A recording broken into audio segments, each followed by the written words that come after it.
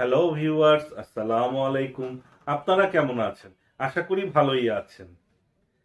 1 minute tricks চ্যানেলে আপনাকে স্বাগতম। আজকের পর্বে থাকছে এক্সেলের নতুন দুটি ফাংশন, চুজ কল ফাংশন এবং চুজ রো ফাংশন। এই ভিডিওটি দেখে আপনারা যদি উপকৃত হন, আপনারা অবশ্যই আমার চ্যানেলটি সাবস্ক্রাইব করবেন। এর পাশাপাশি বেল আইকনে ক্লিক করে রাখুন, যাতে পরবর্তী ভিডিওর নোটিফিকেশন সবার আগে আপনার কাছে পৌঁছে যায়। আপনারা নিশ্চয়ই কোনো কলাম বা রো কপি পেস্ট করতে হলে এভাবে কপি করে ভিন্ন শিটে বা ভিন্ন রোতে কপি পেস্ট করে থাকেন। তো এইভাবে ম্যানুয়ালি না করে এটি কিভাবে ডায়নামিক্যালি করা যায়, আজকের ভিডিওতে আপনারা সেটা শিখবেন। আজকে আপনাদের জন্য দুটি নতুন ফাংশন নিয়ে এসেছি এক্সেলের, চুজ কল, চুজ রো। এখানে একটা ছোট ডাটাবেস দেখতে পাচ্ছেন। তো শুরুতে আমরা চুজ কলাম এই ফাংশনটির ব্যবহার শিখব। ইকুয়াল সাইন প্রেস করে CH লিখলেই তিনটা ফাংশন দেখাবে। আমরা চুজ কলস ফাংশনটি অ্যাক্টিভেট করব ট্যাব বাটন প্রেস করে। এখানে শুরুতে অ্যারে সিলেক্ট করতে হবে, সম্পূর্ণ ডাটাটি সিলেক্ট করে নেব, তারপর কমা দিয়ে এখন যে কলামগুলো আমাদের প্রয়োজন সেই নাম্বারগুলো লিখতে হবে। এখানে ধরুন আমরা শুরুতে চাচ্ছি কাস্টমার, কাস্টমার আছে 3 নম্বর কলামে। তারপর হচ্ছে আমরা কোয়ান্টিটি নিতে পারি, কোয়ান্টিটি আছে 6 নম্বর কলামে। আমরা 3 কমা, এখন আমরা যে কলামটি নেব এরপর সেই কলাম নাম্বারটা দিয়ে 6 দেব, 7ও দিয়ে দিচ্ছি, তাহলে কাস্টমার, কোয়ান্টিটি, অ্যামাউন্ট আমার অটোমেটিক্যালি চলে আসলো। এখানে আমরা শুধু কলাম নাম্বারগুলো লিখেছি। এরপর আমরা এখানে চাইলে আরও কিছু কলাম অ্যাড করতে পারি। এখানে দেখুন 3 পর আমরা 4 দিয়ে কমা দিয়ে দিলাম, এখানে এরিয়া চলে আসলো। তো এভাবে আমরা চুজ কলাম ফাংশনটি ব্যবহার করব। এখন ধরে নিন এটা তো সিকোয়েন্স আকারে আছে, আপনি চাইলে এখানে সম্পূর্ণ টেবিলটি একটা নেম ম্যানেজারের ভিতরে রাখতে পারেন। আমরা এটা লিস্ট, এখানে লিস্ট লিখে অন দিয়ে দিলাম, এটা একটা নেম ম্যানেজারের ভিতর চলে আসলো। এখন যে কোনো সেলে আমরা যদি ইকুয়াল সাইন প্রেস করে লিস্ট লিখি, এই ডাটাবেসটি চলে আসবে।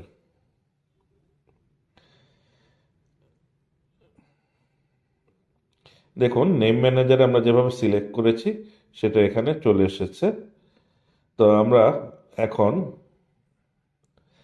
আবার ইকুয়াল সাইন প্রেস করে চুজ কল এই ফাংশনটি অ্যাক্টিভেট করব।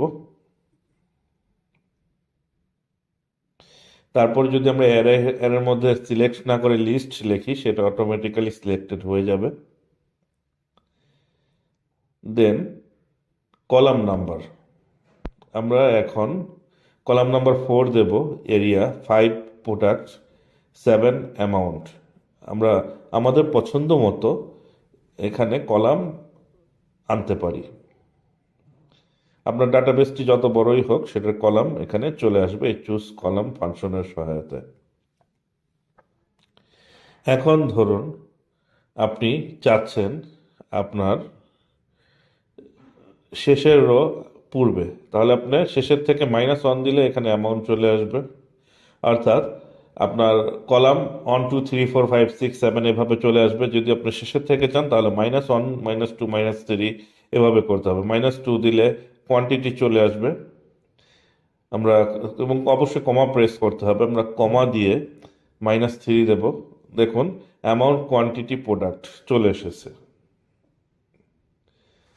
তো এভাবে ডাটাবেসটি আমরা সিলেক্ট করব এবং প্রয়োজনে কলামগুলো আলাদা করে নিয়ে আসব। আমাদের কপি পেস্টের ঝামেলা থেকে বিরত থাকতে পারবো তাহলে।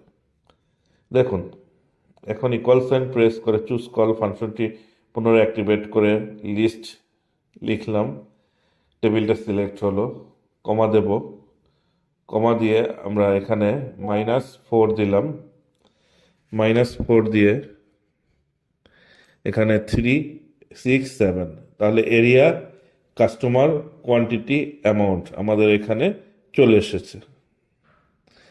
তো আমরা এখানে এই ডাটাটা মুছে নিলাম। এখন আমরা ইকুয়াল সাইন প্রেস করে চুজ রোস এই ফাংশনটা সিলেক্ট করব। এটা অনেকটা চুজ কলামের মতোই, এর হিসাবে সিলেক্ট করবেন, সেটা যেহেতু লিস্ট আকারে আছে লিস্ট চলে আসবে।